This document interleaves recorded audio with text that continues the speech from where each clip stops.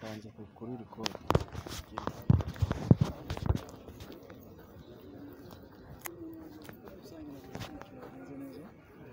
abasore bagerageje kubyumva kandi ibyo nababwiye bagerageje kubikora. Murabona ko twabonye uburyo bwinshi ariko ntabwo bwabashije kujyamo, cyane cyane igice cya mbere byibuze twari kuruhuka dufite ibitego nka bitatu ariko ntabwo byakunze.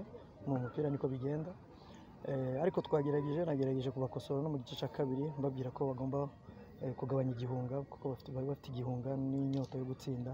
Urabona ko ekipe yari imaze igihe idatsinda, confiance bari nkeya cyane, buri muntu wese yageze hafi y'izamu cyangwa se mu buryo bukina ubona bafite ubwoba, bafite igihunga, ariko ubu ndumva bizagenda neza kuko tutangiye neza. Ubu bazagenda baganya confiance buhoro buhoro kugeza igihe tuzakomeza cyangwa se n'izindi match tuzagerageza gukora ibishoboka byose kugira ngo tubashe kuzitsinda. Coach, ni ku munsi wa 11 wa shampiyona, intsinzi zigera kuri 2. Buri mukino akenshi ubona ko ekipe yawe ikunze kurata ibitego. Ni iki navuga ko uza guhindura, ese ubona biterwa n'iki?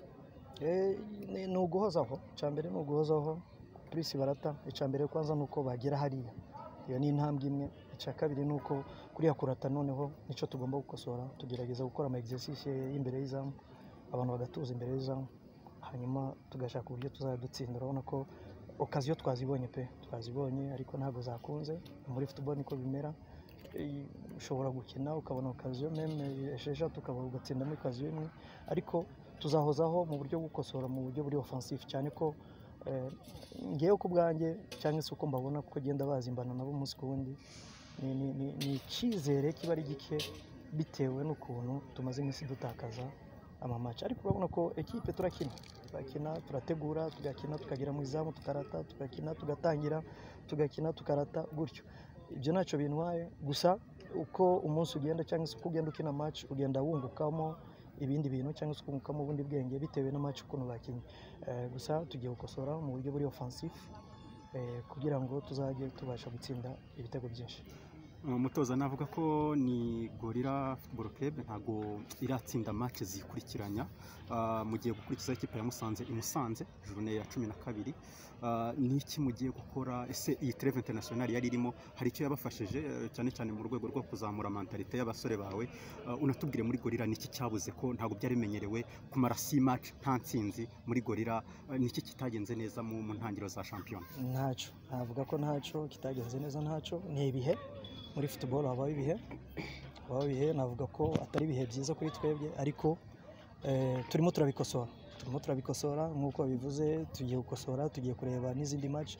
Tumaze match nyinshi byo turatsinda ama match ikurikiranye, ariko ntacyo bitwaye. Tugiye gukosora, na n'ubu nibyo turimo. Ni trêve yaradufashije, navuga ko mentalement nagerageje kubaganiza cyane. Twagerageje gukora izindi match zigera kuri 2 za amical. Twabanje gukina na ekipe ya 2e division kugira ngo abakinnyi bacu bagarure icyizere. Twayitsinzemo ibitego byinshi. Tugerageza gukina n'umuturanyi wacu Gasogi, nawe turanganya. Umva izo match zaramfashije plus mentalement. Umuntu agenda baganiriza abereka ko bishoboka, abereka ko bazi umupira. N'ibyo bibura ni manque ya confiance kuko bo babazi ko tugiye gukina kandi turitwara neza kandi turi butsinde, byagera ku kibuga bigahinduka. Ofira meziri uko ugenda utsindwa ugenda utakaza icyizere, ariko ubu nicyo kintu nabafashije muri trêve mentalement, kugerageza kubaganiriza, kugerageza gukosora n'amakosa twari twakoze ubishize. Ubu turimo turagaruka. Nimubone gutya dufite iriya ni defense yose presque yose, axe centrale yose ntabwo yari isanzwe ikina. Dufite abarwayi, Abuba ararwaye, dufite witwa Emmanuel kunze kwita Kabanga, nawe yagize amajone 3, Eric Karema amajone 3, ariko nta kintu byadutwaye.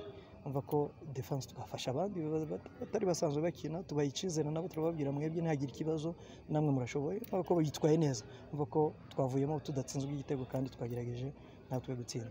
Nico turacyakomeza gukosora mentalement, dukosora n'amakosa mbese aba imbere y'izamu. Ndakeka ko mu minsi iri imbere ekipe izongera igaruke mu bihe byayo. Komantere gatoya kuri kubanza Adeshora hanze, ikindi nakore komantere gatoya ku ikipe y'igihugu Amavubi aheruka kubona intsinzi, ntago bagenda tutakikubajije kuko byanze bikunze Amavubi yashimishije abanyarwanda, intsinzi gutsinda ikipe nka South Africa, umutoza Tacticoma ko wakurikiye match ebyiri yaduhuje na Zimbabwe yaduhuje na South Africa, ugire komantere ushyiraho nk'umutekinisiye. Yego kuri Adeshora niko football remetse buriya ugenda ureba tactiquement bitewe na equipe ugomba gukina nayo. Nifuzaga ko mu gice cya mbere dukina ballon zose zijya imbere, surtout iyo twakoze construction à partir ya mediane imwe kabiri ya gatatu tugomba kwishira mu espace, nanashizemo abantu twirukanka kugira ngo tubanze kwanza tunanize adversaire, kandi twanabikoze. Murabona ko imipira myinshi yageze mu izambere izamu twirata bya kandi byagenze neza. Igice cya kabiri twamushizemo kugira ngo tubashe noneho gukonstruiza ballon tunayigumana, dushaka uburyo tubona igitego kugira ngo tubashe gutsinda kwa adversaire namaze kubona ko yamaze kunanirwaho gato, noneho kujyamo kwe murabona ko ari cyo byadufashije muri construction, mu kugumana umupira, mu gukina no kumukwataka ama ballon yashize imbere y'izamu ntibyakunda. Ni kuri ya tactiquement nuko nashatse ko guma hanze kugira ngo nshiremo abantu tubanze kwanza tunanize adversaire, hanyuma noneho aje kujyamo igice cya kabiri. Ikindi cyerekeranye Amavubi navuga kwanza kuri staff, felicitation cyane abanyarwanda, twari dukeneye intsinzi cyane, twari tumaze igihe tutayibona. Baje tactiquement mutoza ni ubizi ibyo yateguye, navuga ko na match twanganyije na Zimbabwe nge nifite icyizere kuko match ya Zimbabwe twayikinye neza kabone nubwo tutabonye intsinzi, nuko abenshi tuba dushaka kubona intsinzi, ariko batugaragaje ishusho ko bashobora gukina. Yego ntago nko mu bihe byashize twakinaga tugarira cyane, ariko urabona ko ejo bundi abantu barirekuye tukajya twataka, twabonye n'ama occasion twayatsinda kuri match ya Zimbabwe. Urabona ko deuxième match bahise bagiraho icyizere, ntago bitayeho ku gihugu dukina naco hamwe n'amateka gifite kirusha yacu mu buryo bwa football, ariko icyo navuga nuko murabona ko equipe twaranirushije, turayataka cyane turanayitsinda. Yewe mfite icyizere kuri equipe dufite ubu, ni equipe ubona ni surtout n'abasore bakiri bato 28 29, nicyo gihe cyo gukina kandi murabona ko batanze umusaruro. Mfite icyizere kuri equipe yacu kandi zitwara neza cyane. Murakoze cyane.